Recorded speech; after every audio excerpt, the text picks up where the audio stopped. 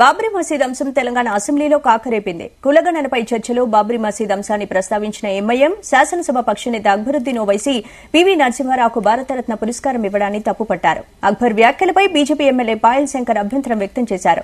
తెలుగు బిడ్డ పివికి భారతరత్న ఇస్తే వ్యతిరేకించడం దారుణమన్నారు. हम बाबरी मस्जिद की शहादत को नहीं भूले, कौन जिम्मेदार थे हम याद रखते हैं, रखेंगे और उस मुकाम पे जहां पे मस्जिद थी, है और कयामत तक रहेगी।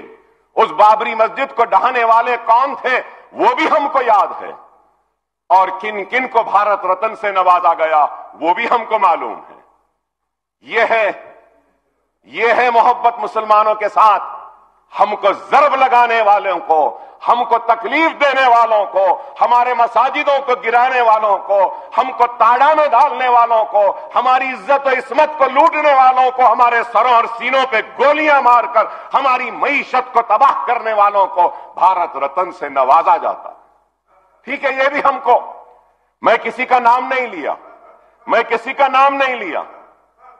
Sir, going further at sir, नहीं सब मैं नाम नहीं लिया, I am not yielding sir.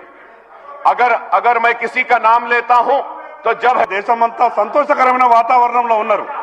Akbaruddin Owaisi గారు మాట్లాడుతూ, నేను మీకు సార్, నేను పివి నరసింహారావు గారి గురించి చెప్తున్నా.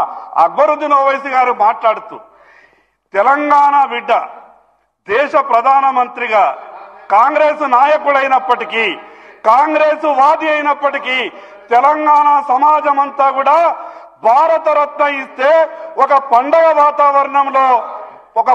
వాతావరణంలో ఆ యొక్క విధానాన్ని మనం అంతా కూడా సమర్థించినాం.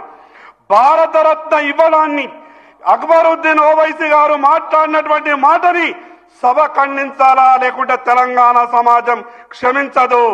సుప్రీంకోర్టుకు విరుద్ధంగా ఆ రామ మందిరం జరిగినటువంటి తీరును సుప్రీంకోర్టు సమర్థించింది. ఆ విషయాన్ని సభలో ప్రస్తావించేటువంటి అవసరమే లేకుండే.